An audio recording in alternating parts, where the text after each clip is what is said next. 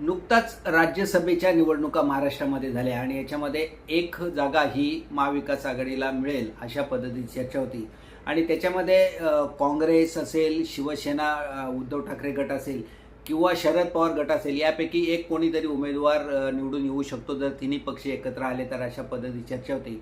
सुरुवातीला ही जागा कोणत्याही परिस्थितीमध्ये शिवसेना सोडणार नाही अशा पद्धतीचं जाहीर वक्तव्य आदित्य ठाकरे यांनी केलं होतं.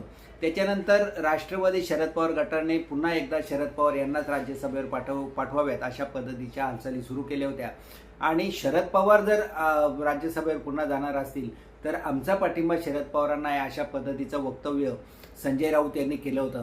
आणि त्याच अनुषंगानं नुकताच जी काही शिवसेना ठाकरे गटाच्या खासदारांची बैठक झाली त्याच्यामध्ये मोठ्या प्रमाणामध्ये यावर चर्चा झाली आणि आदित्य ठाकरे आणि संजय राऊत यांच्यामध्ये वाद असल्याच्या चर्चा मोठ्या प्रमाणामध्ये सुरू झाल्या.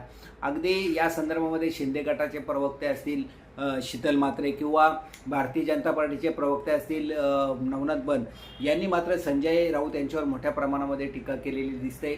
आणि शीतल म्हात्रे यांनी तर स्पष्टपणे म्हटलेलं आहे की आदित्य ठाकरे यांनी संजय राऊत यांची कॉलर पकडली. अर्थात हे सगळं खोटं जरी असलं तरी या बैठकीमध्ये मोठ्या प्रमाणामध्ये धुसफूस किंवा अंतर्गत वाद दिसून आलेला आहे. जर आपली ही जागा होती, शिवसेनेची जागा होती, तर ती शरद पवार गटाला का देण्यात आली अशा पद्धतीचा सूर काही आमदारांनी व्यक्त केला. त्याचबरोबर या संदर्भामध्ये जी काही शिवसेनेची पडझड झालेली आहे त्या संदर्भामध्ये उद्धव ठाकरेंना जर शक्य नसेल तर आदित्य ठाकरेंनी पुढे यावं या संदर्भामध्ये सुद्धा चर्चा झाल्याची चित्र आहे.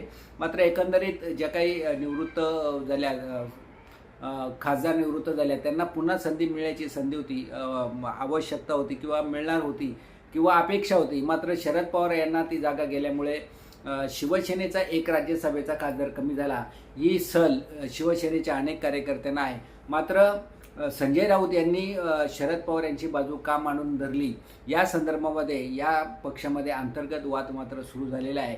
हे वेगळं सांगण्याची गरज नाही.